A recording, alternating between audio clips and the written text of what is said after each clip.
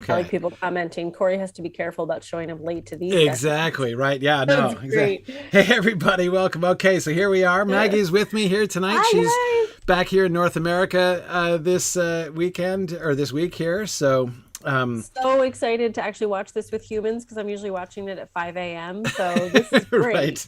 right, right, exactly.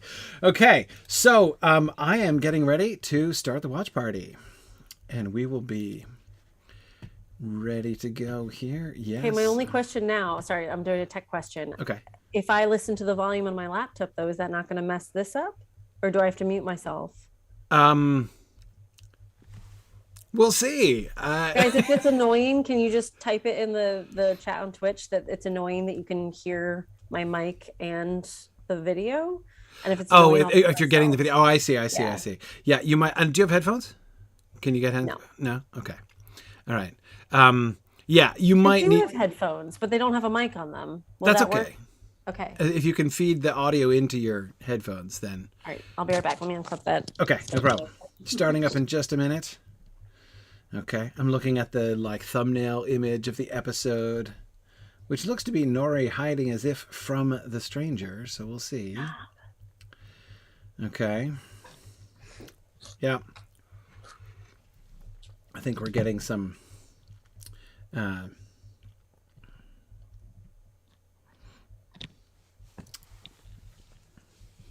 Okay. all Can right. you still hear me okay? Yes, can. And I have headphones in, it's really loud, so I have to adjust that. Nice. All right. I am gonna start things up. So here we go. So those of you, I see some of you are new to the watch party. Yeah, if you have Prime, it may ask you to log in for Prime just because it'll do that. But all right, here we go. Off we go, starting up now.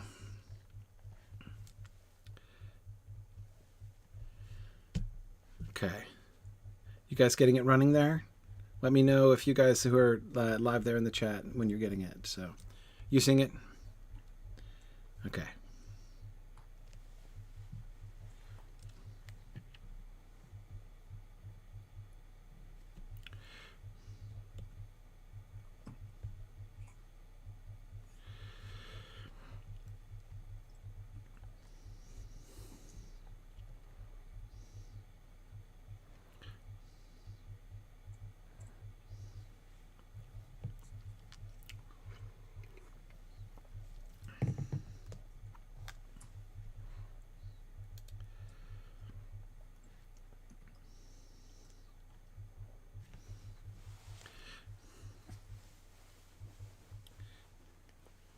Ah.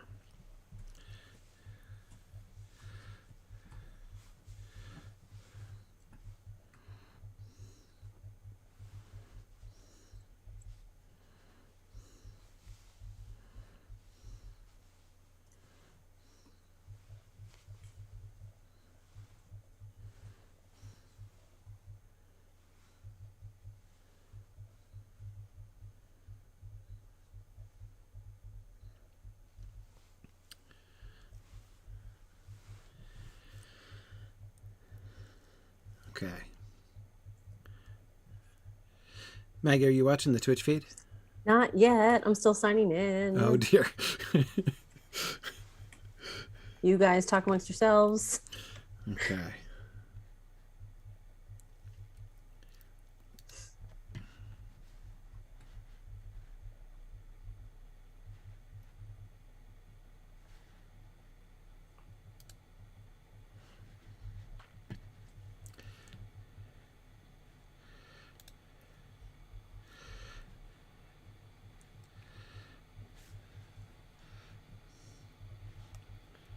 Or your title playing. Thanks.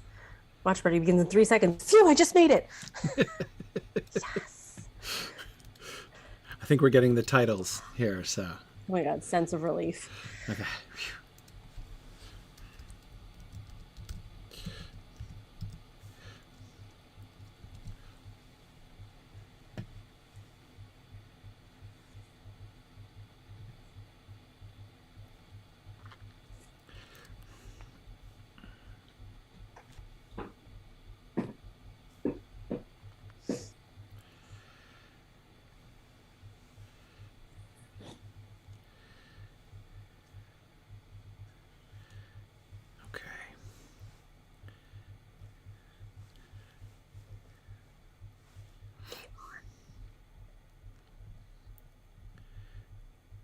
Starting with Harfoots. Okay. Mm.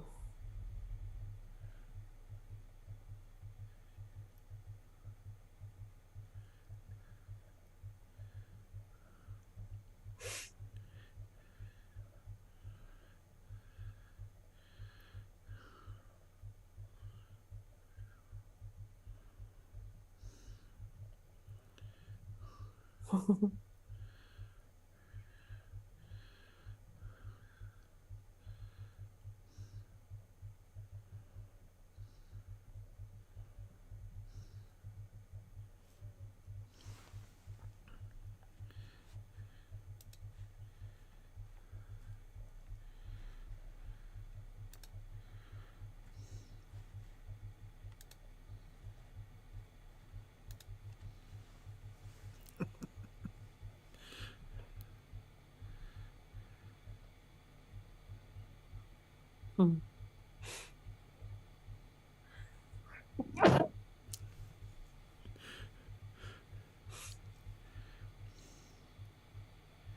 Mm.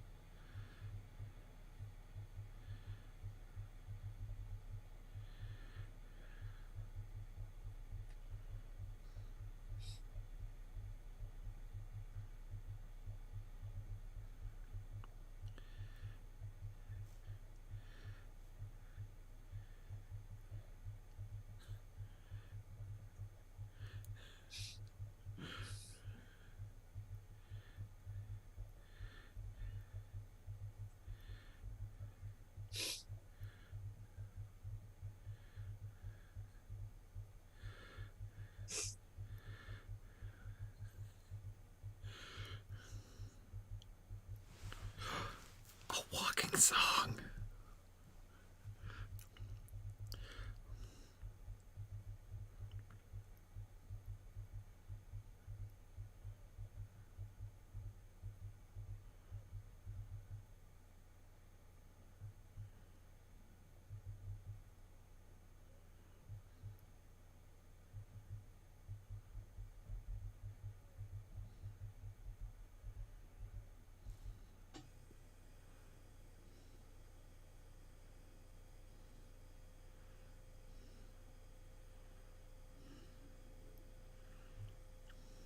Mm.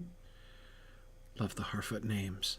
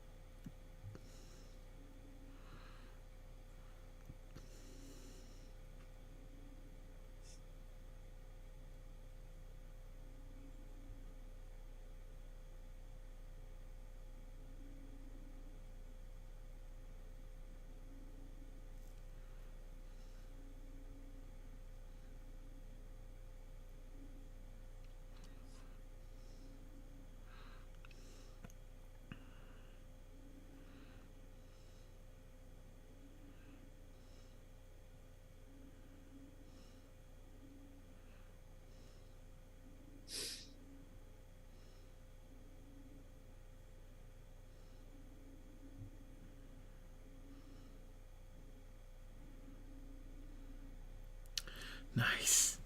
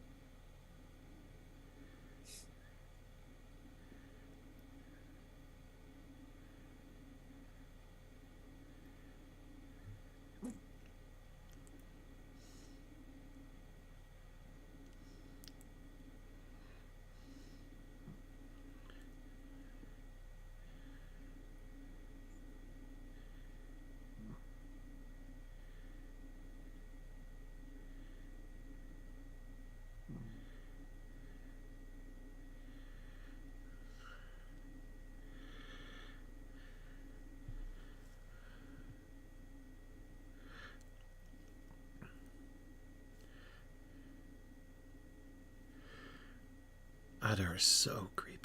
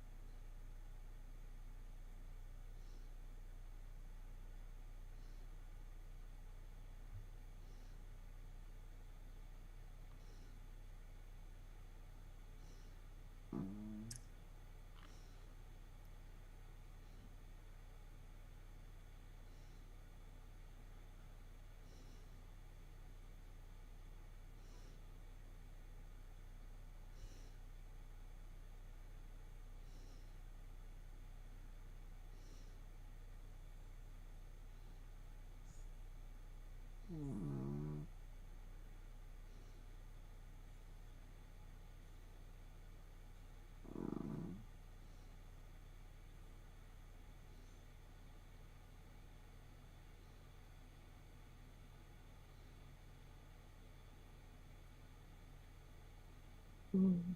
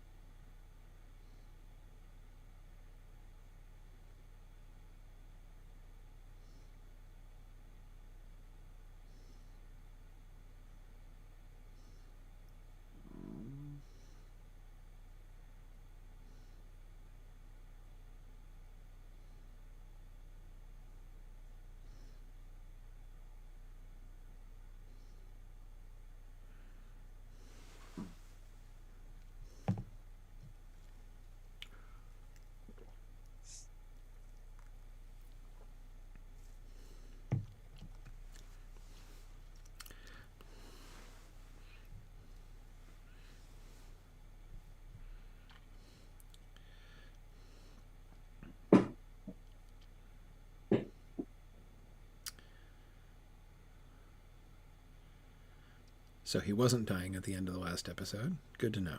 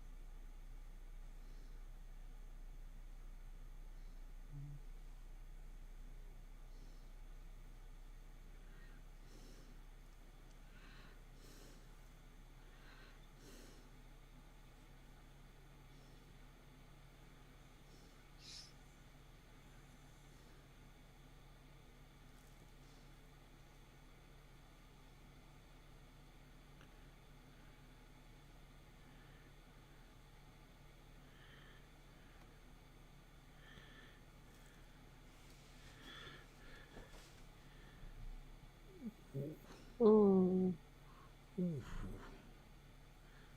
Looked like the leaf.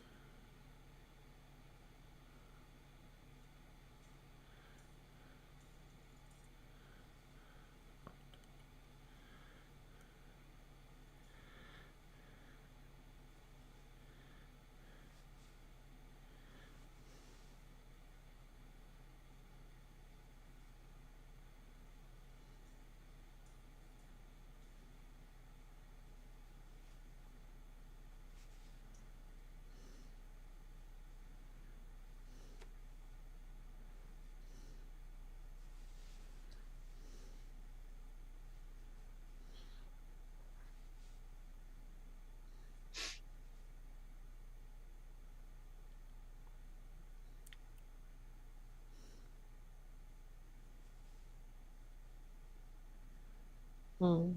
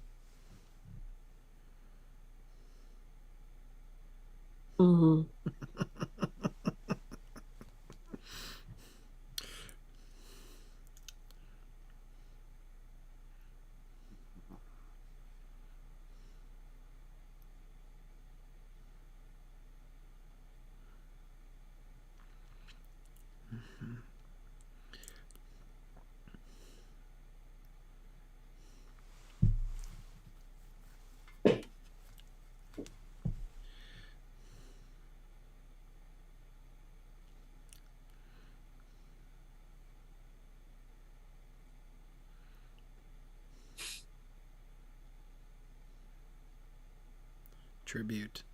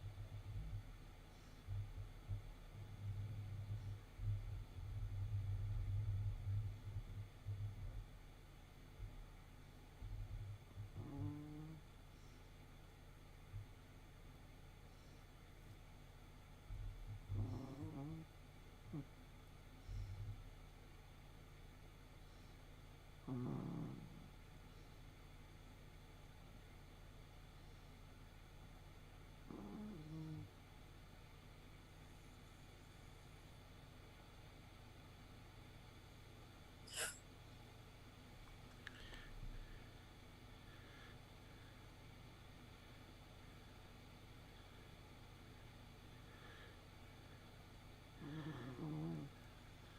Vignette.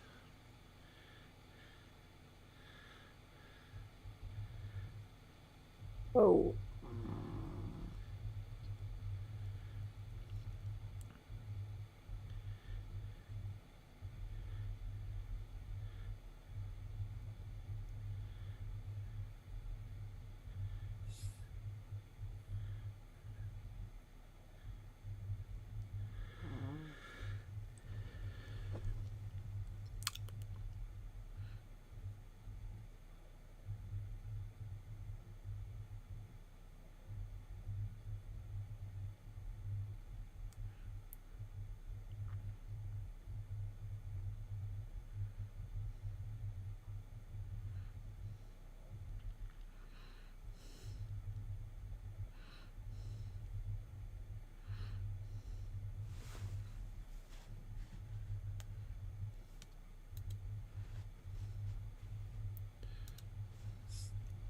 Mm.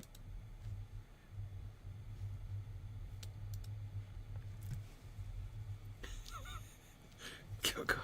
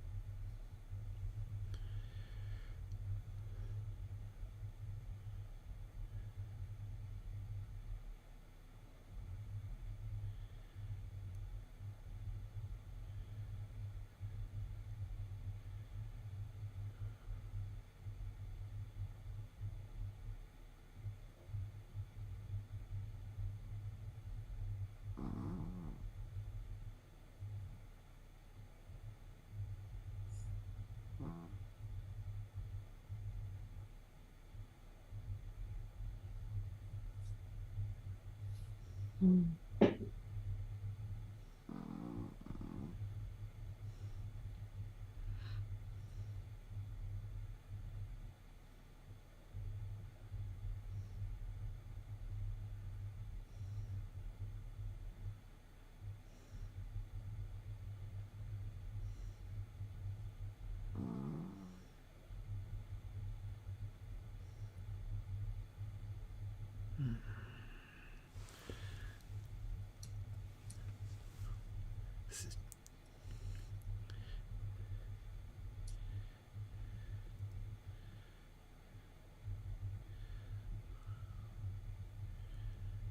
Nice.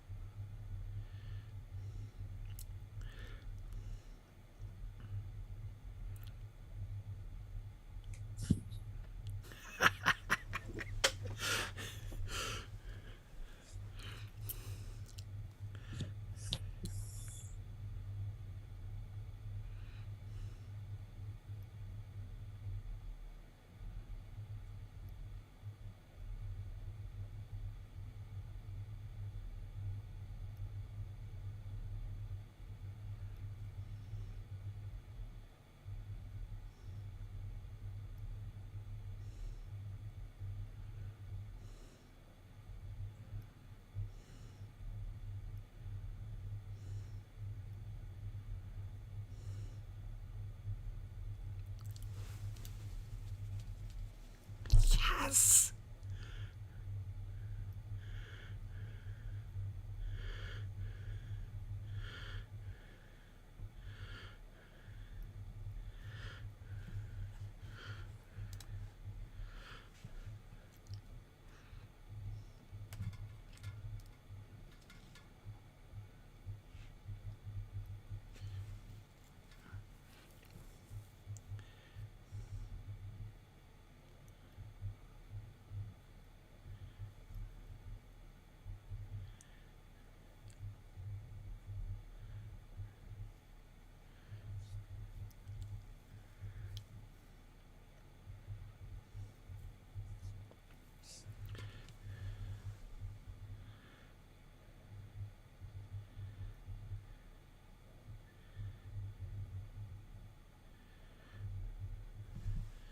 Pressure on the oath right away.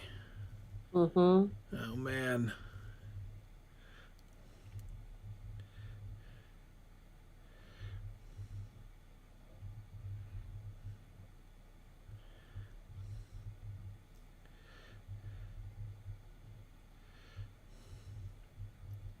Mm.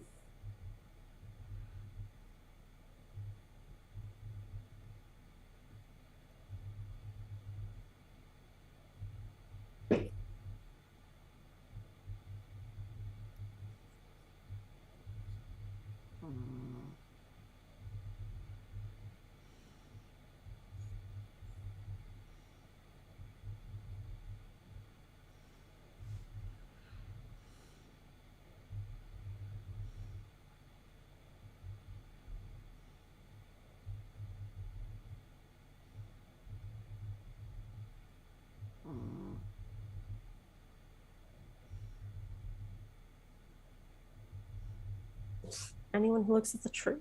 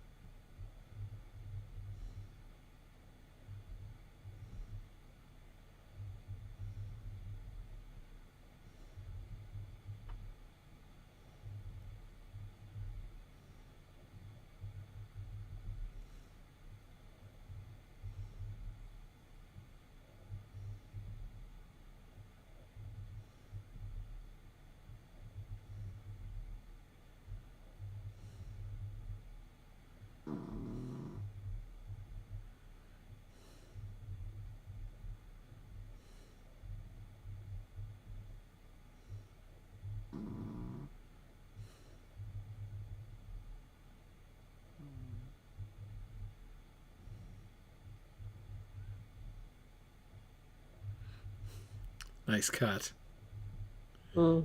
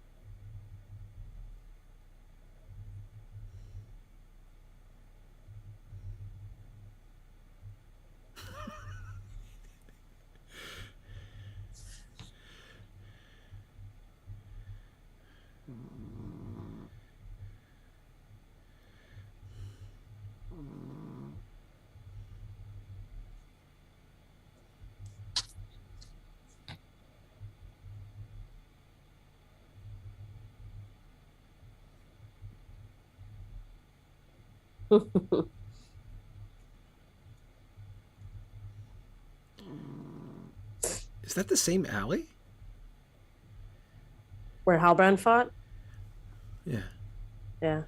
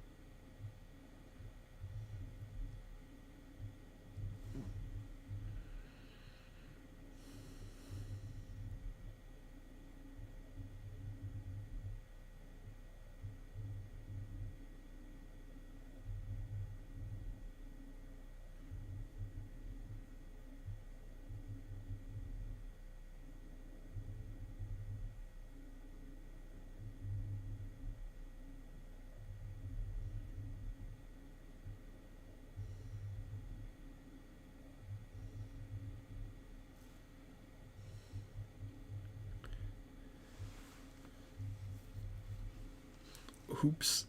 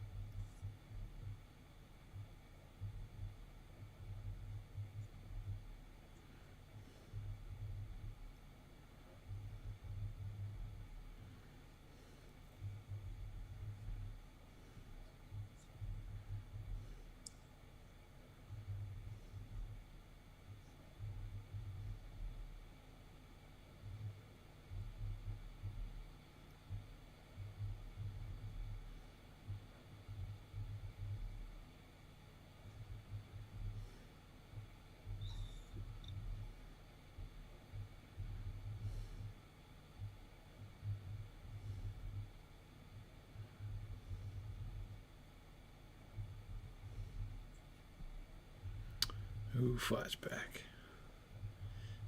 There we go.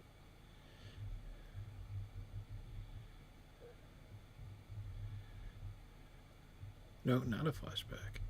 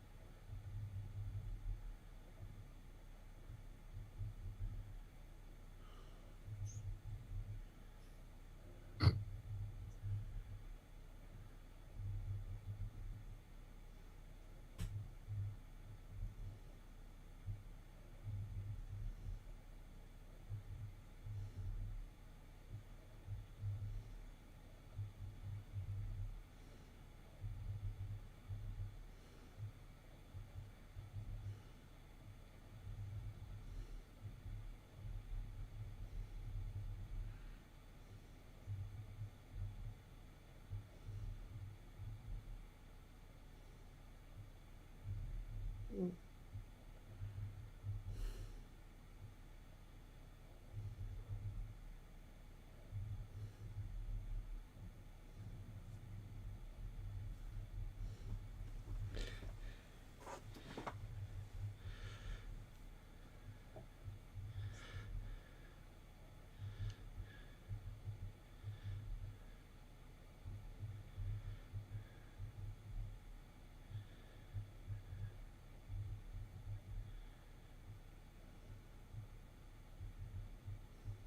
Mm. Man, this is a lot.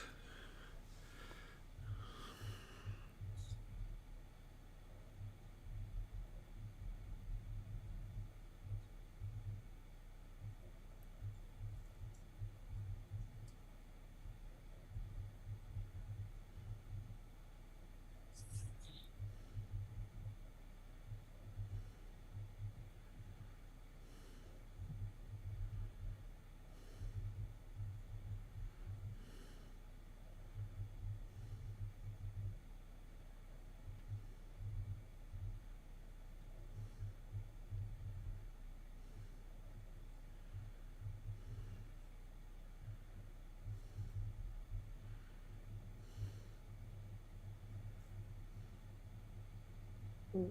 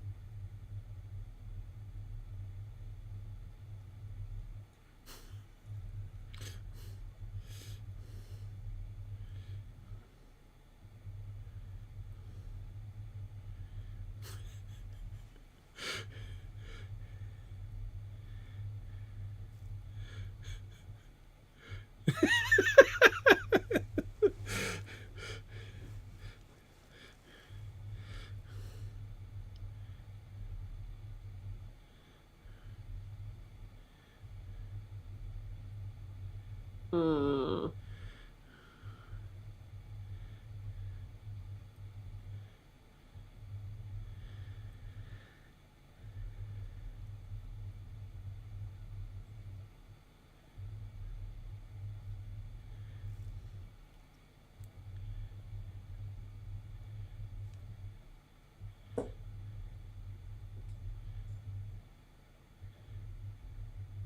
Oh.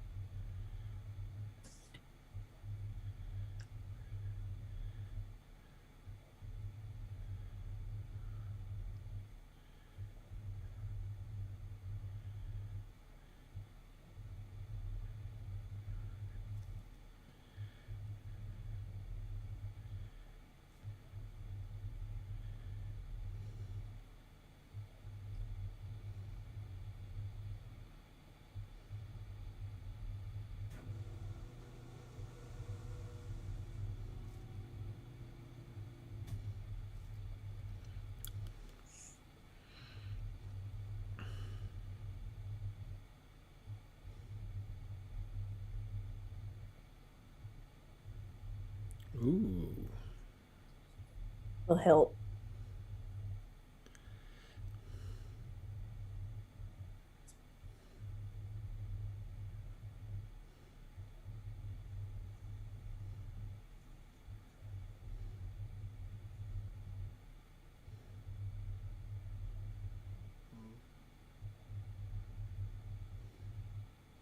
That just happens to be there.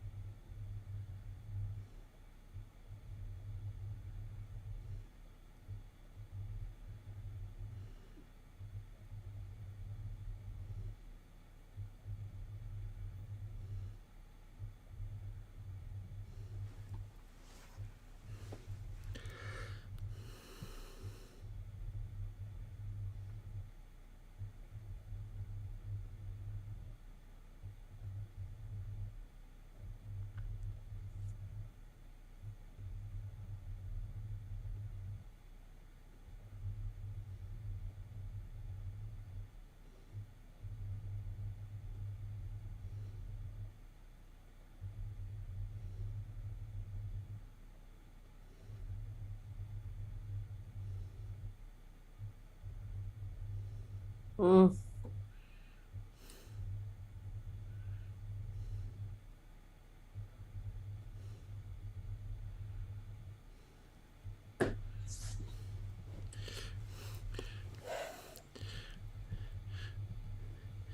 Man, Maggie, I think we'd do a whole episode on just the cuts in this episode.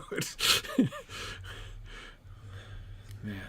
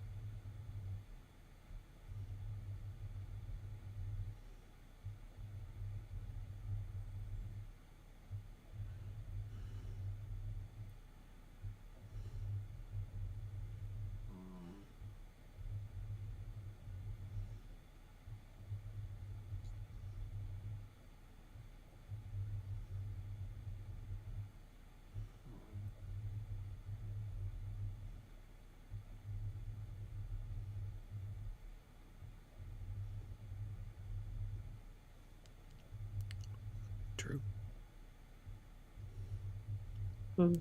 Yep. Yes.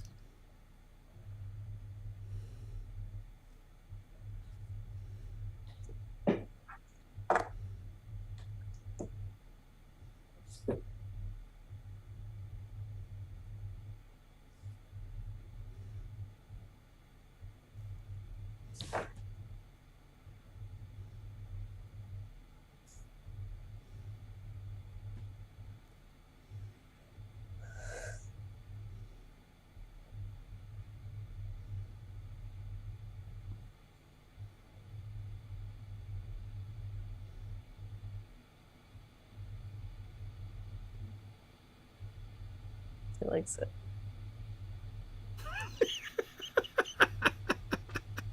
Uh-huh. Right. They're my favorite.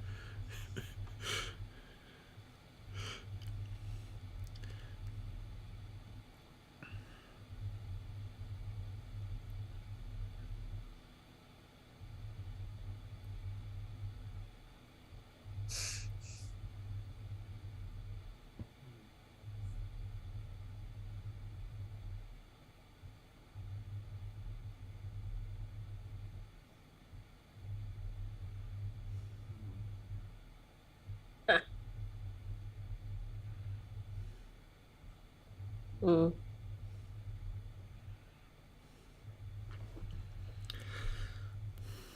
That was a weird shot.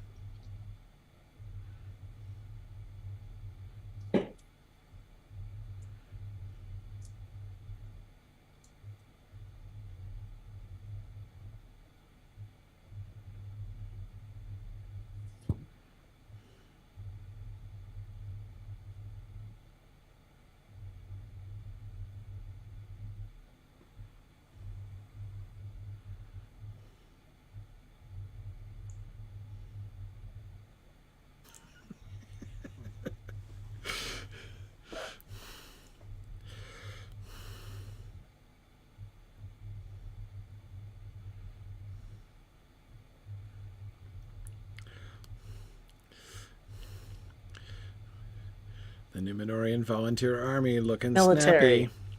There you Military.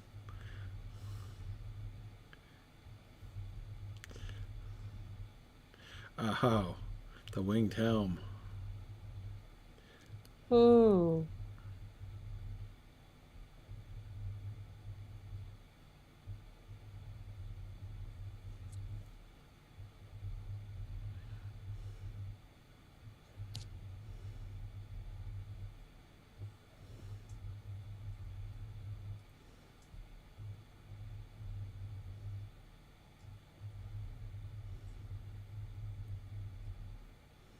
This is major Osgiliath vibes.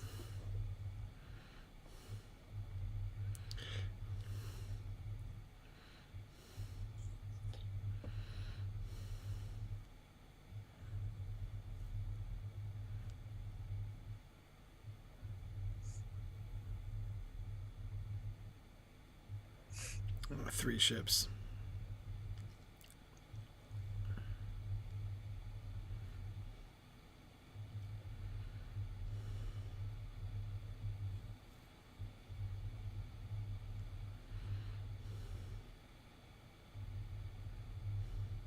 I think it's always golden hour in Numenor.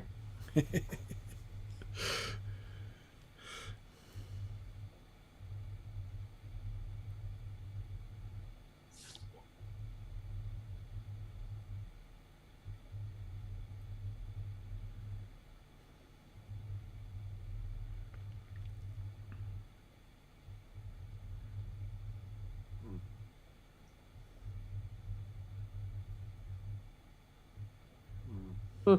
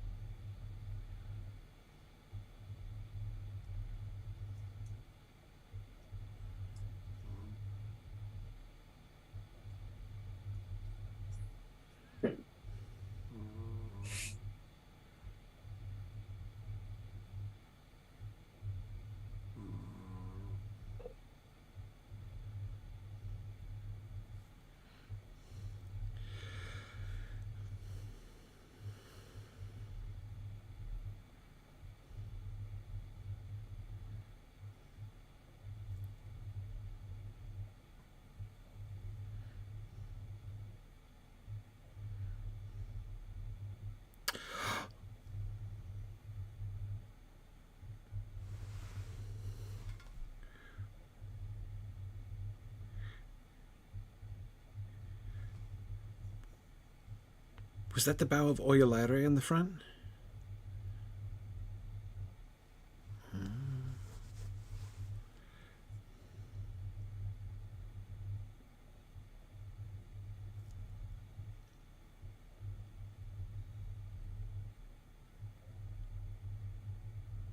Jesus.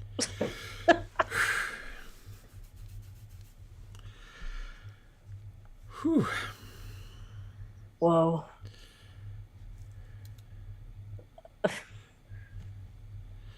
I mean, I liked it, but I feel like we needed fireworks at the end with that freaking build up. uh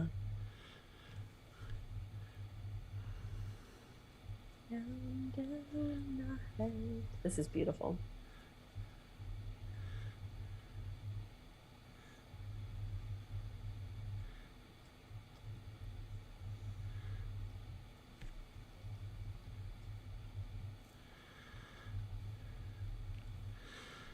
Whew. Okay. Wow. Wow. That was a lot, as before. I swear I just saw somebody in the credits that is of interest. Sorry. So, all right.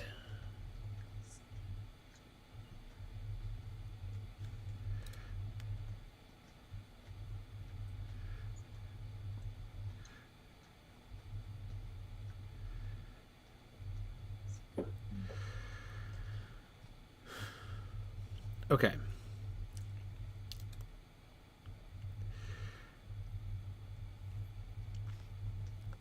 So, first point, Son of Saradoc, I completely agree with you. We got a Balrog, which had nothing to do with Durin's vein. So, all right. I'm into that. I'm into that. Okay. Yes. Right, we're gonna have a preview for next week, aren't we? Yeah. Oh, maybe not. Mine rolled to the preview already. All right. I'll let it keep rolling. Yeah, just in cases. Yeah. Yeah, so I already saw the preview. Oh, Druid's Fire saying we won't get the preview on Twitch. Okay. Okay, we won't get it.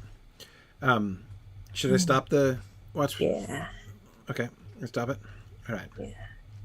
If there's stuff from the final credits, of course, we just learned today that, like in the different language translation credits, you know, there can be revealing. Can be revealing, yeah.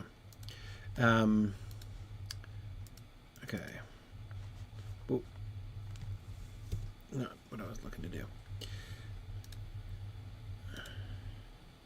Where did her armor come from? You know, Just a spare pair in her. your time to make armor. Magic. Okay, hang on. It did have the Star of Numor in the chest, so I assume they had some in storage, but it looked awfully similar to her own armor. Yeah, well, you know, yeah. Numenor archives, that's a good point. They probably have old Elvish armor around. Right.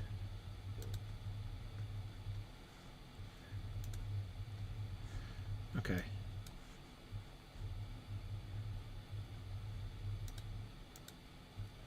What is happening here?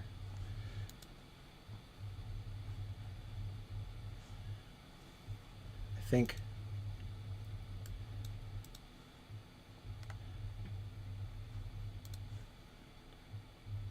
Sorry. You're right there. The Twitch controls here are not excellent. I can't figure out how do I stop the full thing? Josh the Left, I'm feeling kind of the same. I want to watch it all again, but this episode covered a lot. And I'm Yes, it not did. convinced the transitions and the editing were smooth enough for me to follow all the arcs. It felt more like we have to get a lot of stuff accomplished to get to episode 6. Well, the cuts I loved a bunch of the cuts. I loved a bunch of them. Yeah, yeah. The cuts themselves, there were some genius cuts in this episode, but yeah, there's a lot. Okay. Let's see. The song. Is the thing is still playing? Nope, you're good. We're good? Mm-hmm. Okay. Right. Watch party has ended. Okay. There you go. Great. Excellent. All right. Okay, so let's see. What did we learn?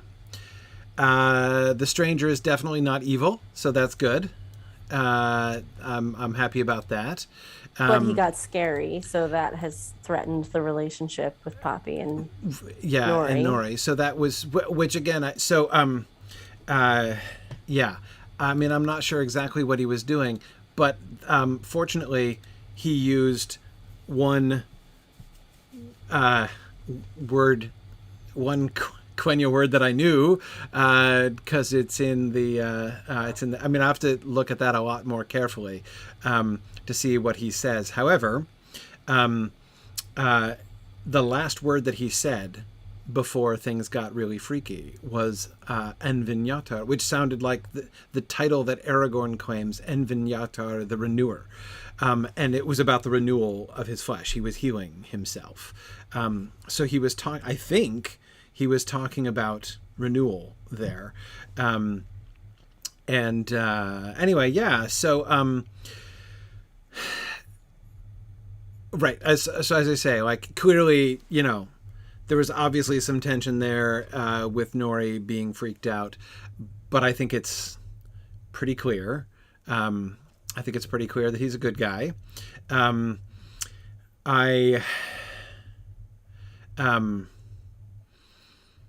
Okay. Yeah, I thought I heard him say light a bunch as well, Josh. I need to go over that again really carefully, and my Quenya's not good enough to do it at speed for sure. Yeah. Okay, so my biggest question, the Balrog thing, like, and the Mithril thing, I'm still not tracking. Like, okay, like I get that that's the and yeah. Can you take it back to the tree too? Because like the tree, the Balrog, and the Mithril Tree, are all Balrog, yeah. Mithril, yeah. Okay, so the myth about the light of the last Silmaril. Which Silmaril? I don't know. Silmaril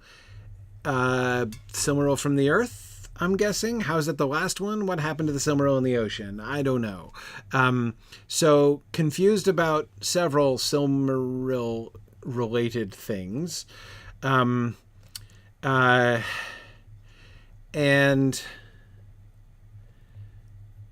yeah, really not sure.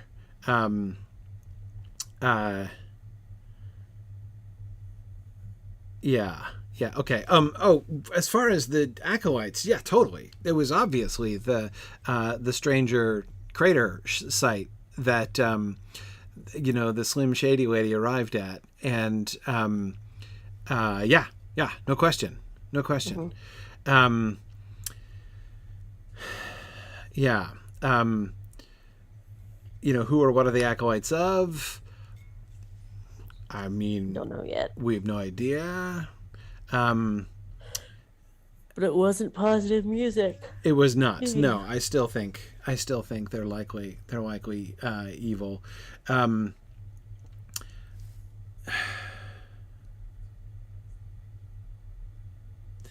So much. Oh, Slim Shady's shield had the constellation? I missed that. Did it? I didn't notice that either. Now, Jackie, totally agree with you. Elf standing firm against Balrog has Glorfindel written all over it, right? Sounds much like Glorfindel.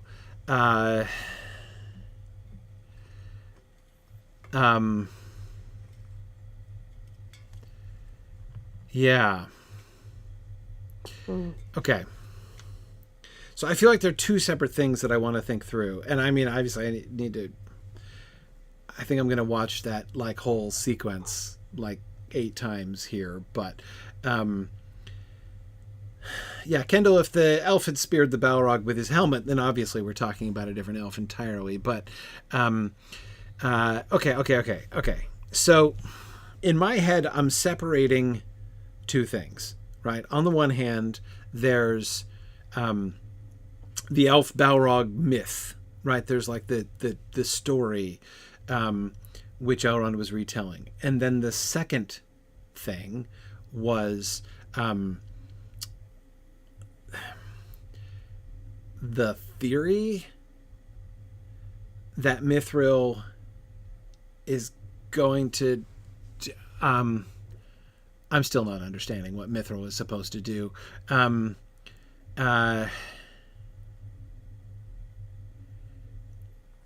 Yeah. Okay. Yeah, I think this is my biggest problem of all of it. As far as on my first watch, I really didn't follow that. I really didn't follow that. I didn't follow what exactly they're doing. They're going to bathe the elves in the light of Mithril, and that's supposed to stop what? It's supposed to stop them diminishing? How? Well, see, I mean, look. It's obviously a load of crap, right? I mean, it's not just me. Like, this is a load of crap. I mean, I think that this I'm feeling like this totally confirms the Anatar theory, right? That, like, that whole thing about Mithril is a made-up load of crap. Okay, so Maggie, there are a couple things that we know about Mithril. Okay. A few things that Gandalf mentions in The Lord of the Rings about it. One of the things that he mentions in particular about Mithril was that Sauron greatly coveted it. Okay, that Sauron loves Mithril and wants and sends his servants to collect as much as he possibly can. Right. Anatar,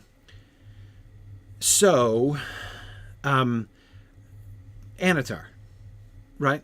Anatar, that Sauron is on the scene, as I've been suggesting, and has convinced them that all you have to do is get lots and lots of Mithril, and it will cure you guys. The elves, that is. Right? And in my face. Yeah, okay. Yeah. And it's all a load of crap. So there's a reason it doesn't make sense. Because it's all a trick. A load of crap. Yeah. Okay. It's all a trick. This is going to be so confusing for people that don't know any of this backstory, though, because, like, I know what Mithril is. I'm familiar with, the basics, and I'm wicked confused. You're incredibly informed, and it's confusing, but you think it might be a trick. Like, if you don't know that, this is horribly confusing. Yes, I do. I think it's horribly confusing. Yeah, I like the idea. So several people suggesting that the real Gil-galad is tied in a closet somewhere. Yeah. and I wrote that out at one point. I was like, which Gil-galad is this? Because this is not the Gil-galad I'm familiar with. Right. It does mean Madagat is... Gil-galad. Exactly correct. That Gil-galad, which is obviously how you pronounce it. We're practicing. Gil-galad. That, right. Okay. Right. Okay. So,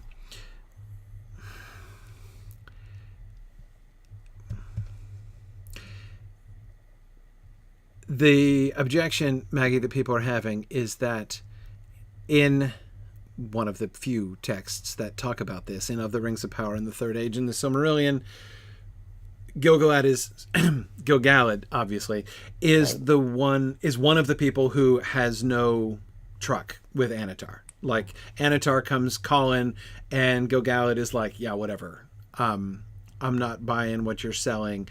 It's only Celebrimbor who's taken it. Okay. And so,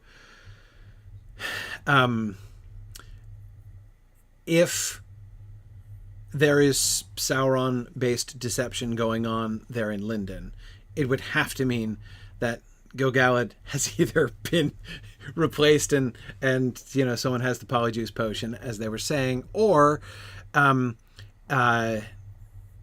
has been deceived. And I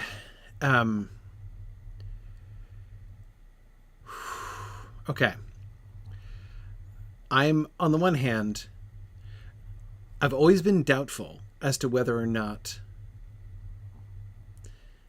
they would go with that. That is to say, I've always been rather suspecting that Gil-galad was going to get thrown under the bus, at least at the beginning. And the reason I was thinking that is that Gil-galad in the books is like unwaveringly wise and noble from one end to the next. Gil-galad has no character development at all because it's not that kind of story. Like, he is, Gil-galad as depicted in the books is this unchanging variable all the way through. And I was pretty sure they weren't going to do that in the show because nobody likes an unchanging variable over 5 seasons. Okay.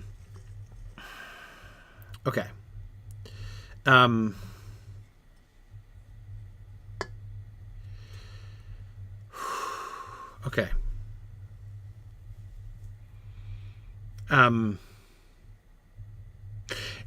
Yeah, I think, right. Sharon, it's sort of like Faramir. Yeah, sort of like Faramir. Sort of, yes. Except for the fact of, like, Faramir not even getting a chance to change. But, sorry. I'm gonna change my... Okay. All right.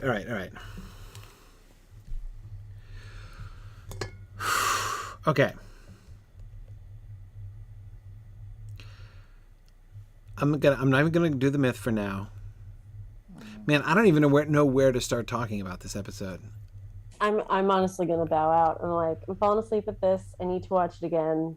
So yeah. I'm gonna say good night. I'm gonna watch it again early morning, and then I have to go to work early. But we'll be on Twitter with Gil-galad. Yeah. Gil-galad.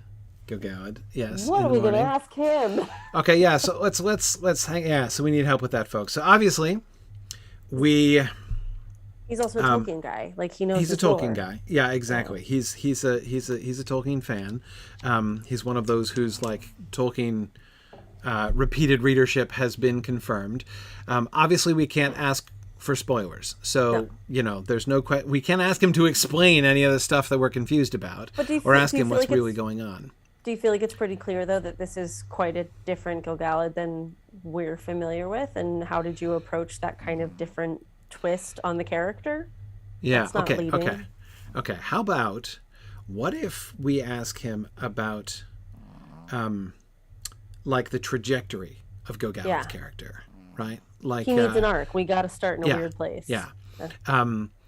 And just see what he's able to talk about. Just see what he's able to say, right? We just kind of fish a little bit there and say, we say, like, Gil-galad is this wonderful figure in the books, but of course he doesn't change. He's always who he is. So tell us about, your view, your understanding of the sort of the trajectory of Gil-galad's character. Okay. Yeah. See, Jackie, it is what makes him wonderful, but see, that's exactly like the difference between this kind of story and the kinds of stories in which Gil-galad has featured, right? He's only an idea. Like, he's not an actual character in any of the stories. Like, we never hear anything narrated about him. He's just he's a concept. He's an idea, right? And so a concept, like the High King, who is like unswerving and excellent at all times, is really cool. Yeah, sorry, that is my puppy snoring in my lap. I apologize if it gets noisy, but yeah, but it's harder. You can't do that kind of thing in a show like this. Okay. Okay. I'm legit gonna go to bed. Okay. Yeah. I'm gonna call it. Send me this. Sorry, we're doing business. Send me your list in the morning because I'll be up early, so I'll add mine to it and can send it on to Amazon. Yeah, we need to. They're gonna want them first thing. So, do you want to go ahead and send them in the morning? Yeah, if you want me to. If you want to send along whatever you come up with now. If you're or do you want me to send and I'll copy you on the email, and then you can add more if you want to add more? Let's do that. Okay. Yep. Because they'll probably get anxious if they don't get anything from us tonight. So. Yeah. Okay. Awesome. This was so fun. Thank you guys. Next time I'm here will be for the finale. So we'll do this again live in person together in a studio. But this was great to watch it with people and not just by myself at 5 a.m. So I'll see you guys later. All right. Good night, Maggie. Night. See ya. Okay. Okay. So I'll ask him about the trajectory of the character. Okay, that's good. All right. We can do that. So let's see, what else? I'll ask him, about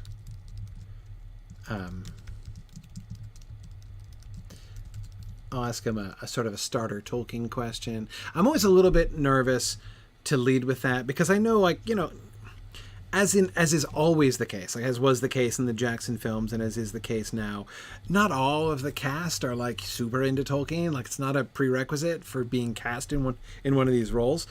So unless I know for sure that the person is definitely a Tolkien fan, I don't like to put them on the spot. In case I don't want to make anybody uncomfortable or whatever. I mean, again, it's just kind of because again, it's an unreasonable expectation that everybody on the cast is coming from a place of deep Tolkien fandom. But as I said, I know that he is. So I will ask him about that. April Daydream. Gil-galad is turning into the Friendship Destroyer. Interesting. Yeah.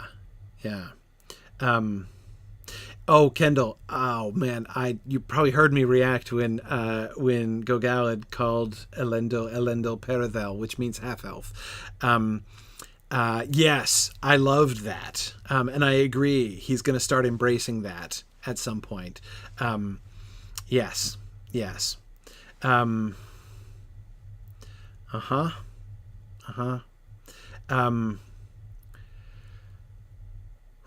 Okay.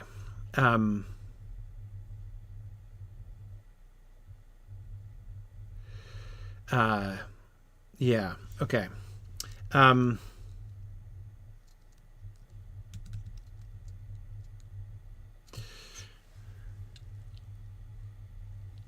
right.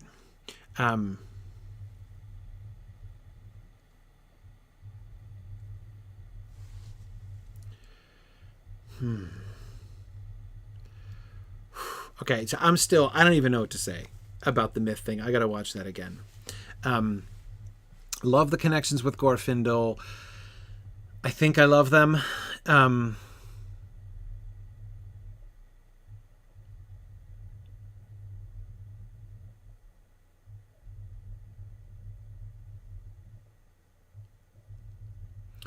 So much to, and Josh, you're right. Durin is better at diplomacy than we give him credit for. Blood, is it safe to say that Elrond has so far avoided breaking his oath? Yes, I think so. He...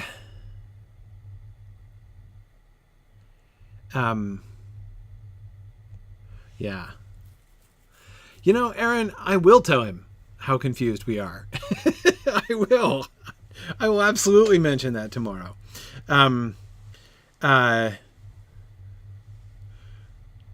Yeah. Oh man. The Durin nicking the table thing, kind of loved that.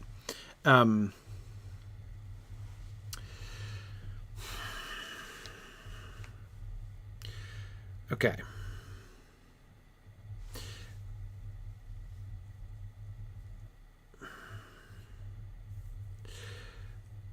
Gil-galad said that he sent Galadriel across the sea, because he thought that by getting rid of Galadriel, that would help somehow. And that connects clearly to the speech that he makes to her in episode 1, when he says about how those who... Remember that this was the speech that he said that I was all like, okay, we're going to learn more about this later on, right? And that was when he said that those who seek to oppose the darkness, I forget the exact words, but like they may like spread it accidentally. It's like basically he was saying that like you're sort of causing more darkness than you're solving there, Galadriel.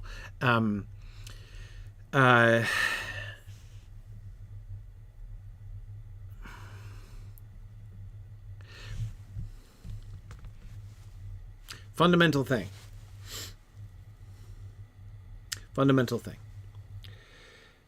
Here's the thing we have to keep in mind. The elves are diminishing, right? So here's one piece of tension that I was having with it, and that I bet many of you were having with it, and which I think is a place where we have to pause and check our epistemic regime, as Mike Drought would say. Let me explain. Okay. All right. He talked about the elves diminishing, right? Gil-galad did. He talked about it like it's a disease that can be cured, right? And I was thinking, and you were probably thinking, right? So like we're watching this and he's like, and the elves are diminishing. And I'm like, yeah, sure, right? That tracks. And he was like, yeah, they're going to like when Elrond was describing that to Durin, and like they're gonna diminish and become like like nothing forever. And I'm like, yeah, right, yeah, that's exactly right, yeah. So I was fine with all that. Like, yeah, the elves are diminishing. That's just right. But then he's like, and we have to fix this. And I was like, what? What do you mean you have to fix it? Like it's what happens. But here's where the epistemic regime. So epistemic regime is a Michael Drought expression, which is really handy. It's a really fun concept, which is basically like the point of view that you're like, how much you know from the point of view that you're coming from. And no, I don't think, Kendall, that Anatar has convinced them that the diminishing rate has increased. They don't understand about the diminishing yet. This is new. They just started doing this. The diminishing time, the fading time, has been only slowly coming on.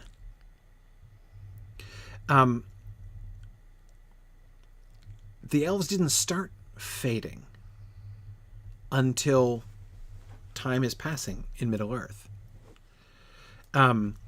We understand it because we are coming from a late Third Age perspective, right? By a late Third Age perspective. Okay, the by spring thing, I'm still saying exactly the same thing I was always saying about the by spring thing, which is Sauron. Clearly Sauron. Right? Clearly Sauron.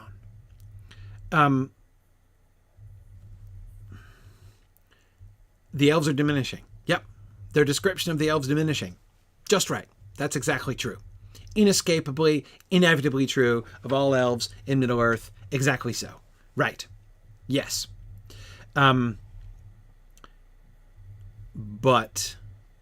then and it's going to happen by spring? No, that's the lie. That's the lie. Well, two lies, right? Lie number one. Yep, it's happening. It's going to happen by spring. How do you know it's going to happen by spring? The tree. Why would they believe it? The tree. That's what he was showing them. Look, the tree of Linden is dying. Remember Elrond's description of that tree back in episode 2? Right? Yeah. Yeah. Like it's this symbol of the vitality of their people and everything. Yep. Dark Lords are kind of known for poisoning trees. Indeed, Morgoth did something to the trees of Valinor which looked exactly like that, except this tree isn't glowing. But apart from that, yeah, the veins of black creeping up the tree, identical to the Morgoth situation in Valinor, right? Come on now. So, if all Sauron has to do in order to accomplish deceiving Celebrimbor and Gil-galad, that a disaster is falling upon them that they must take swift action in order to avoid,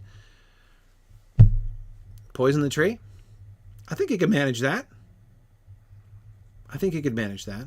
Yeah, Nick points out that on a different scale that happened to Greenwood the Great because of Dol Guldur. Sure. Yeah, absolutely. Okay. So Sauron says, okay, the elves are diminishing. He's got to get an angle. Sauron needs an angle, right? With the elves, that is. How can I get them to accept me? How can I get them to take me in and, we'll do the Rings of Power thing, right? I've got to play on some fear that they have, right? With men, it's the fear of death. No problem, right? With the elves, it's the fear of diminishing, right? Even Halbrand knows this. And no, that doesn't mean he's Sauron. It's a ridiculous argument, by the way. But anyway, yeah. Like Halbrand, Sauron knows that the way to get people to do what you want is to find out what their greatest fear is and help them to overcome it, right? And so he says, hey, I can make you these rings of power, right? And they will stop with them. You can stop diminishing from happening. You can stop the movement of time, which is exactly what the Elvish Rings of Power do, right? Exactly what the Elvish Rings of Power do. So Sauron says to himself, how do I convince them? Well, first of all, I need to step up the urgency because Sauron's on a schedule, right? I mean, he's putting things in motion. He's got armies advancing. Adar is cranky. He's got to move things along, right?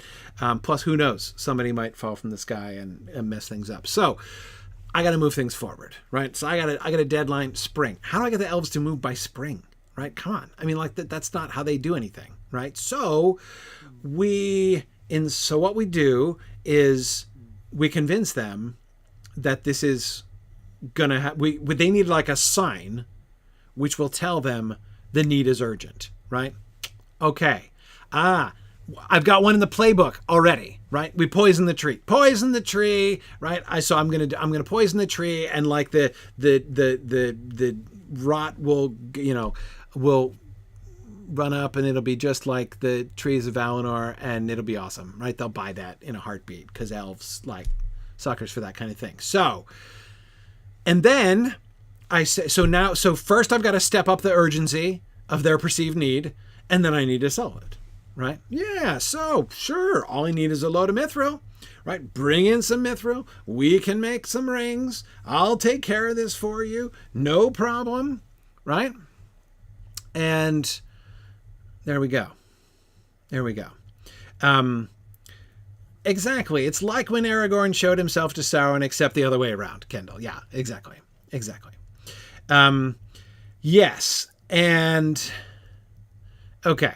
So I convinced them that the mithril is just what they need to save themselves. And if we can bathe them in the light, and it's like a Silmaril and whatever, like, that sounds like something that they would buy, right? Especially since, remember, he's clearly playing off the story of the light of the tree. Remember, like, it's the most like ecstatic sensation any elf can ever experience. Remember when you go to Valinor, right? So yeah.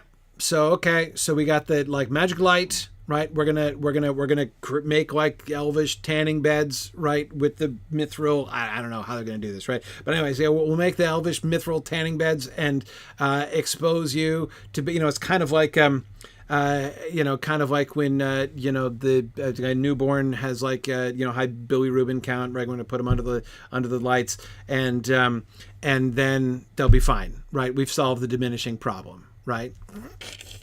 Says Sauron. So okay. Meanwhile, he's gonna do his own thing. I don't know exactly what he's good at, what his plans are with the mithril. Like I presume it's gonna be something else, right? But we'll see. Okay, and yes. All right. So this tracks. Mostly. Right, he's going to use mithril rebar for Barad-dûr. Okay, gotcha. Sure, why not? Right.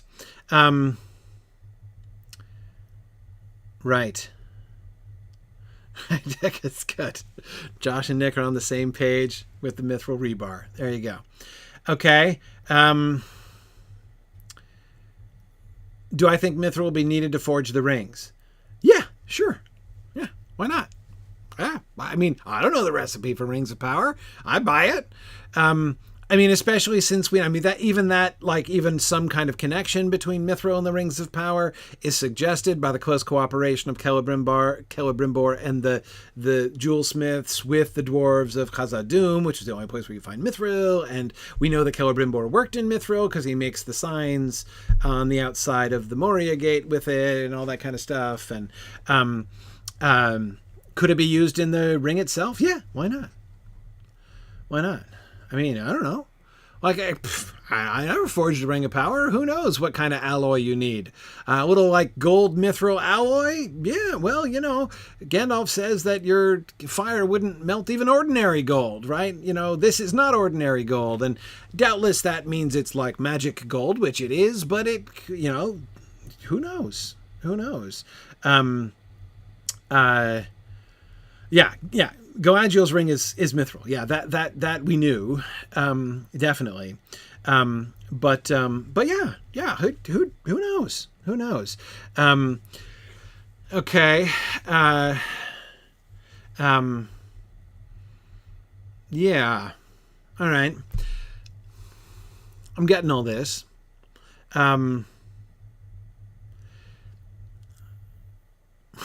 I'm getting all this. At least I'm making it work. This is the theory. Could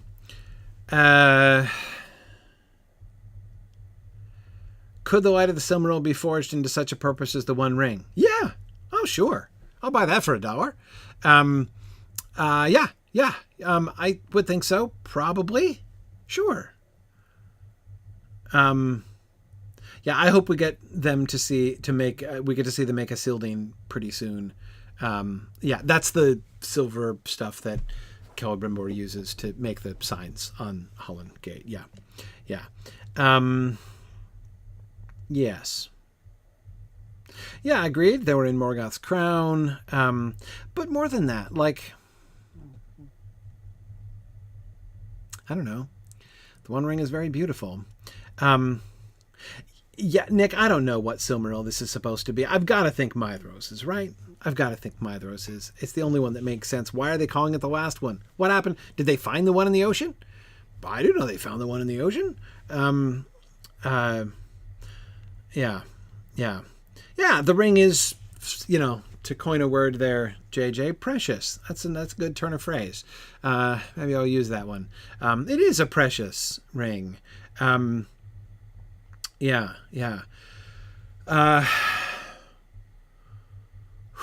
Okay.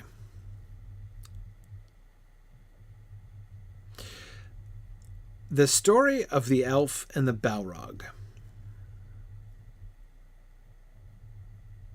felt like an allegory. It felt like an allegory. It was called what was it called? The legend? What was the noun at the beginning? Something of the Hithyglir, which is the Misty Mountains. Wasn't legend, was it? What was the noun? he told him to recall the Song of the Roots of the Hithyglir. Was that it? The Song of the Roots of the Hithyglir? Yeah.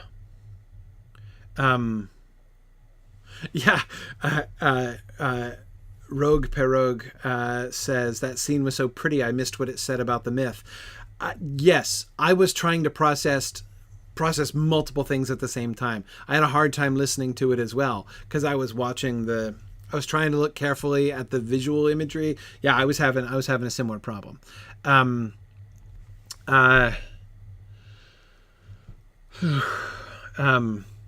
Oh, it was the tragedy of Darth Pelagius? Yeah, possibly.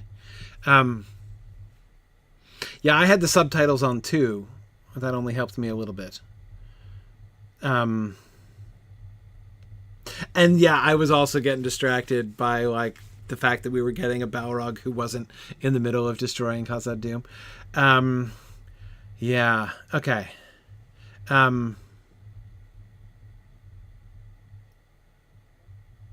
Okay, so Rin Okami, I think I love something here. Rin Okami was saying, Elrond might be perceptive enough to sniff his evil. He's getting the wool over his eyes at the moment, but I don't think he'd be so trusting of a stranger. Yes, that's exactly it. And yes, I thought they were Shadow Wings too on the Balrog, by the way, which is fine. That's canonical. Anyway, okay. So all right, what was I saying? Oh yeah, deception. This is what I kind of love about the way this is set up. If we're right, if I'm right, I don't want to blame my wild theories on you guys, right? Just because you're patient enough to listen to them. If I'm right in saying that Annatar is there and Annatar has deceived Celebrimbor, and Celebrimbor, in turn being himself deceived and therefore convinced, has convinced Gil-galad, who is now in turn convincing Elrond, or at least maybe possibly partially convincing Elrond, which would track, right? That's not even technically against what is said in the text. It said that Gil-galad and Elrond weren't taken in by Annatar, right? That doesn't mean they might not be taken in by somebody who was taken in by Annatar, right? Yes. Yeah, so I mean that I don't but they were all of them deceived. Yeah, something like that, Jackie. And that's well remembered, by the way. So Jackie, if I'm tracking with you, you're quoting the movie, right? But they were all deceived, right? About the Rings of Power, right? Yes. Yeah. I have it memorized. Yeah, the prologue. Right, exactly. But they were all deceived. Look, this is an important thing to remember. This was important with Peter Jackson films, and it's important now. Don't overlook the movies, right? Like Peter Jackson films, people were always thinking about the connection to the book, the relationship to the book. When some of the times the Jackson team was thinking about their relationship with the book. But Jackson is a filmmaker. He was also thinking about the relationship to other films, right? In a sense, the Bakshi film was as strong an influence as the text itself. And similarly, the Jackson films also sort of lurk behind this. Yes, my puppy was trying to lick the hand with which I was gesticulating there, which was a little awkward. Say hello to Pixie. Yeah, you're saying hello to the people. Okay. Just liquidating? Yeah, exactly. So this is Pixie. This is the snoring one who has been very patiently sitting with me this whole time. But okay. Yeah, I did wake up the puppy. Actually, so what I feel really bad about is that sometimes she'll be sitting on my lap right here, right? And I'll say something and she'll snap up and bump her head on the underside of the desk. And I'm like, oh, I'm so sorry. I didn't mean to startle you. But anyhow, okay. Yes. Anyway, but like I said, and they were all deceived, right? Yeah, and they were all deceived. Love that. Yes. Gilgalad's, yes, Adar's armor does look a lot like Gilgalad. Yes, agreed. Yes. Okay.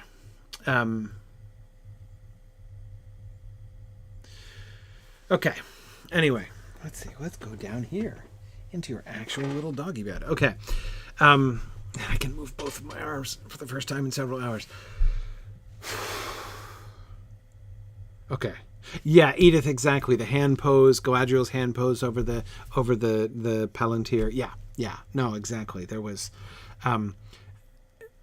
they were importantly playing off the film there. But okay. All right. Okay. Yeah. Wow. There's a lot.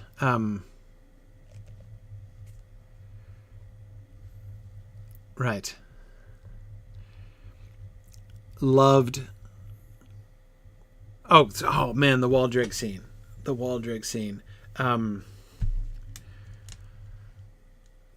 They nailed it.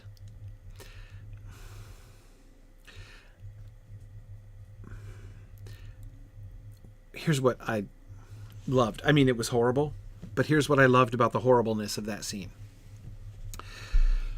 I loved the fact that Tolkien talks about the process by which Sauron undermines, he degrades the humans who serve him. This long process of moral degradation, his cult worship is part of it. Blood sacrifices are part of it. Human sacrifice, exactly. Only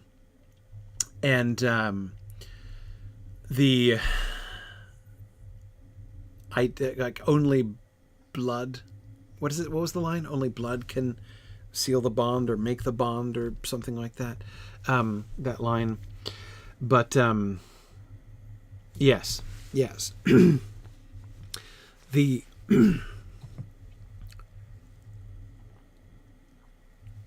only blood can bind. Yeah, he said it more efficiently. Thank you. Only blood can bind. What is this? All right. Only blood can bind. Yeah, I love that. I mean, that was like really good bad guy right there. Right. And that he would have him kill the kid who was supporting him. Right. Yeah. Love it. That's exactly. Adar's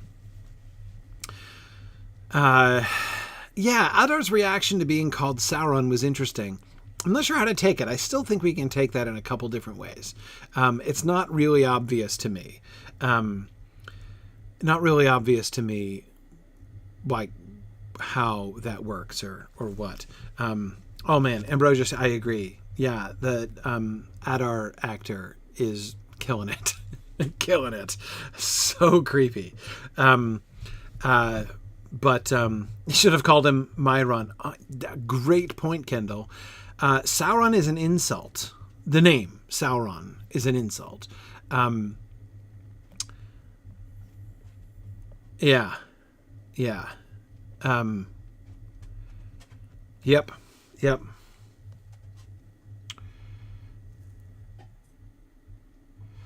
Yeah.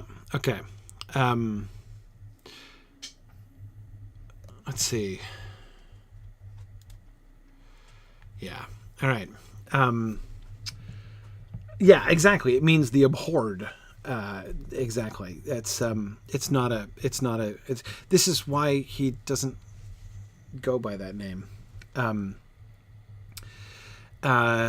Yeah, I don't think that's his attitude. Yes, there are times when people accept insults as a badge of pride. I don't think that's the headspace that Sauron is in. I really don't. Yeah. I am not sure. Waldreg should know that. How would Waldreg know that? All Waldreg has are myths and legends from 1,000 years ago or more, which, keep in mind, are likely to have been filtered through their elvish guardians, right? The name Sauron, he probably picked up, that's probably come through the elves, right? The beautiful servant, right? The beautiful servant, he called him. The only name he knows to attach to him is Sauron. Where else are they going to learn the name, right? I mean, it's conceivable that some other name could have come down in the dark legends never told to the elves or whatever. But I don't think so. So the evil statue. I need to look at that. I need to pause the heck out of that. I saw that, okay, there was a sword that looked the same, and I loved the fact that the sword was like sacrificing a human, right? We got some like human sacrifice going on.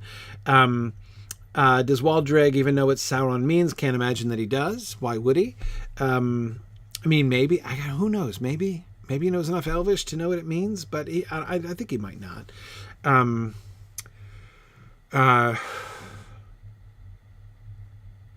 Yeah.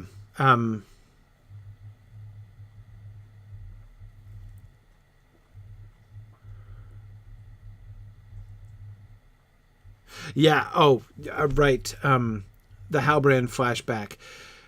Okay, no, so that which wasn't a flash. I thought it was flashing back, right? The transition looked like a flashback, the way that his voice kept going over it. But of course, it wasn't a flashback. It was Waldreg and Rowan and company showing up at Adar.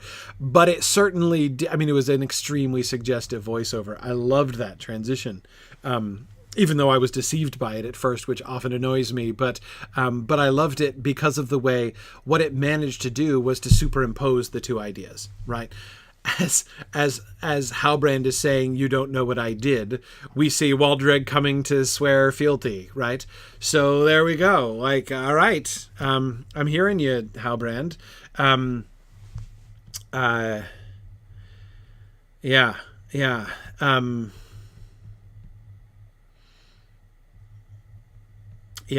Yep.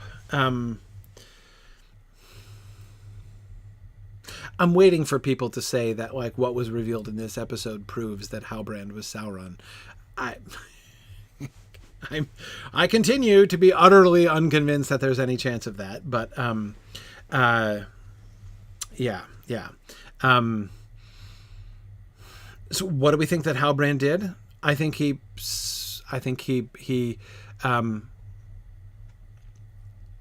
he did what Waldreg did. I think that juxtaposition was deliberate. He clearly ran away. Halbrand did, and was presumably running away from his allies, right? His new allies. But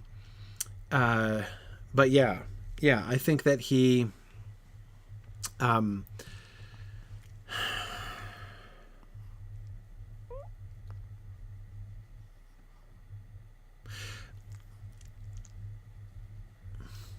Honestly, he's sounding more and more like the King of the Dead all the time. Yeah. Okay. Whew. JJ says, personally, before this episode, I was 100% convinced that Halbrand wasn't Sauron, but that's changed now. After the episode, I'm 111% convinced that he's not Sauron. Yeah. Oh, man. JJ, I saw all that work you did this morning, trying to talk patiently and reasonably to those folks on Twitter who were exceptionally convinced that Halbrand was Sauron. Hey, Theo, I feel better about Theo than I've ever have. Like his... It's not like his Nazgul likelihood dropped to 0 or anything, but it didn't go up. Like, it's the first week in which Theo's Nazgul likelihood percentage didn't go up. So that's good. That's progress. Well, non-progress towards a bad end. So that's good. Yeah. And Josh is trying to gauge exactly how mighty Theo's knees are. This is an important thing to look out for, right? If you see somebody whose knees look especially mighty, you gotta be real careful about that person, because that is not going to be a good thing. For those of you who don't get the reference, it's a reference to the Witch King of Angmar, who, when Mary stabs him in the text, it says behind his mighty knee, the sinews behind his mighty knee. So whoever has the mightiest knees, be on the lookout for that. And I agree. Theo's knees, I mean, he might grow into him. I mean, his knees still have some growing to do. So, so we'll see, I suppose. Though Josh, he did get injured in the knee. Like, he kind of got injured in his non-mighty knee. And it wasn't really the knee, it was the thigh. It was close to the knee, but anyway. Okay. Is Theo Halbrand's son? Well, look, there's only real two candidates, right? I mean, we may get another Theo's dad. I mean, I assume we're going to meet Theo's dad. Had he just had a dead father, then I wouldn't have thought much of it, right? It's fine. He'd have a dead father, whatever. But the whole business about his father running off, and Theo's like, no, he didn't run off, that is obvious. His father is going to be relevant. Yeah, it's obvious his father's going to be relevant, and where there's only a couple candidates, right? Two, Halbrand and Arondir. So we still haven't seen Theo's ears, so I'm still uncertain about whether or not Arondir could be the father. I will say, after our discussion this afternoon about Bronwyn's state of dishabille, I don't think I agree. She's wearing the same thing, the same costume today, and I have to say, I did not think that her body was being sexualized at all in today's episode. Like, yes, she has skin showing, she has bare shoulders, right? But I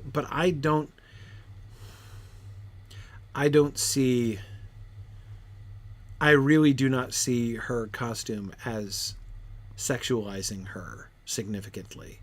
And you, Blad, you noticed other women dressed very similarly among the Southlanders. Yes. Yes. No,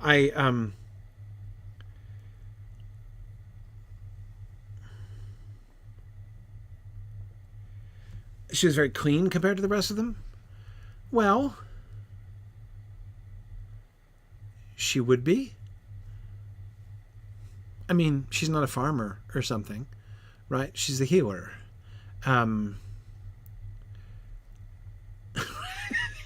Right? Josh saying she must be a queen, right? Because she hasn't got stuff all over her. Exactly. Yeah, that's exactly right. She's a healer. Yeah, she's a healer. She has like the Tier Howard equivalent of a white collar job, right? But anyway, no, I don't. You're just worried about her being cold. No, honestly, like even that. Like, first of all, I don't get the impression everyone's huddling for warmth except her. But anyway, I think that she's. I think that she's. If anything, like, she's tough, right? Like, Bronwyn don't need no cloak, right? Of course they're in sheepskins, because what else are they going to do with their sheepskins? They're not going to leave them behind, right? They're going to bring them. I don't know that she doesn't have any. I don't know. Like, again, I don't think it makes her stand. It makes her stand out from among many of the other workers, right? She is dressed differently from like many of the men. But I agreed. I don't know. I'm going to look more closely at that too. But I thought I saw other women wearing similar costume to her. But anyway.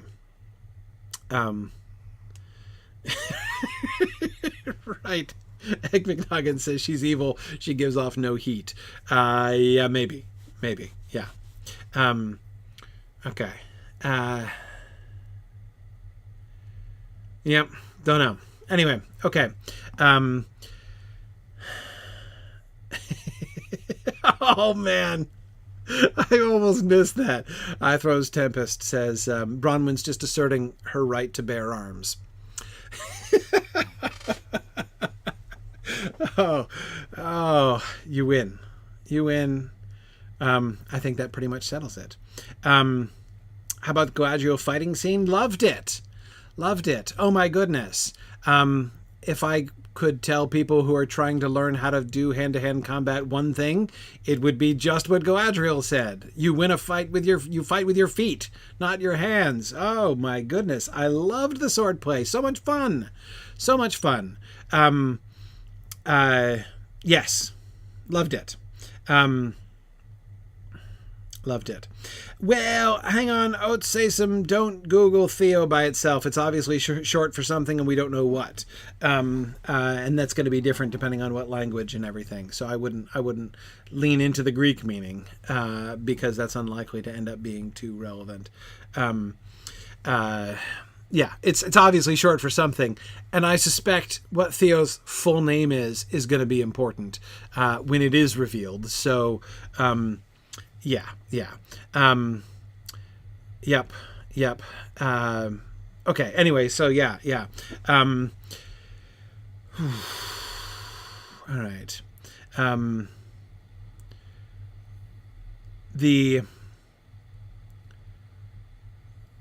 right.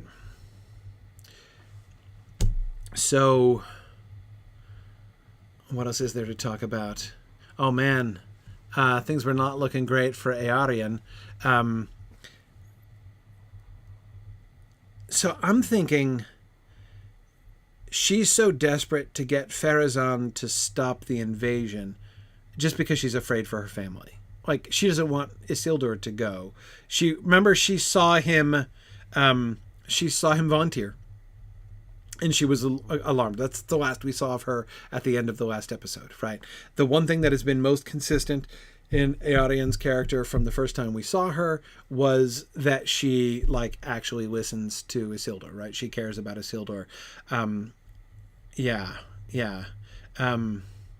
Ooh, Kendall, you have Volando on the Nazgul list, huh? I had him on the dead list.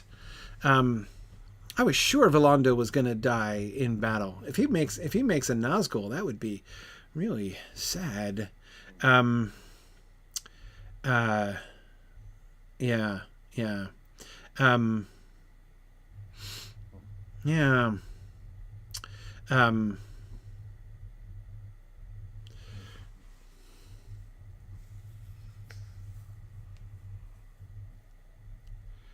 Volandel's too good of a guy to have a happy ending. Maybe.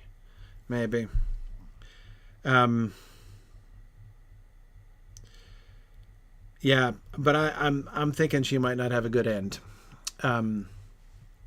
Yeah, thinking she might not. Dead or Nazgul, possibly.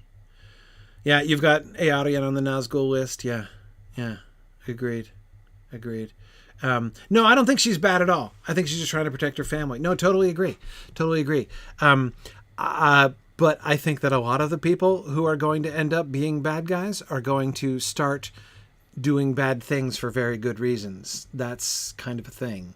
And I think that her concern for her family, which is leading her to try to form an alliance or even pressure Kemen into doing something, rash, is,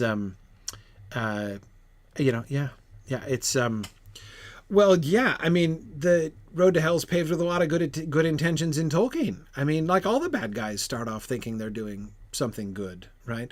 That's how it would begin, right, says Galadriel. So, yeah, absolutely. Yep, Untamo. I've got to remember Untamo's name. I always forget him. Yep. Okay. Exactly. That's exactly it, JJ. When you start thinking that the ends justify the means, even if the ends are really, in fact, quite good. Yes, that's certainly a time when things start going bad. And Aarion hasn't done anything bad yet, exactly. But yeah.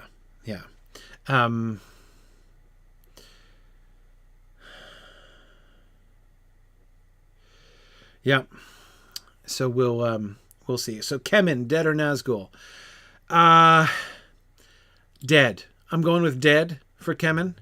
Kemen. I'm going for noble death for Kemen. That's my vote. I'm not only going dead on Kemen. I'm going to go noble death. Yeah, there's not much of a bifurcation on the Nazgul side, but on the dead side, there's like the noble death, inglorious death. Yeah, I think noble death for Kemen. It's too much of a useless squib at this point. So, yeah. Okay, I should go. I could continue to talk over this for hours, but I need to rewatch it and do some planning, as I've got stuff I have to do and my set of questions for Benjamin Walker that I have to finish and send off to his agents. So let us do that. Yeah. Okay. Oh, I can't wait to see Anarian either. I think he's got to be a season 2 thing. But anyway, okay. All right.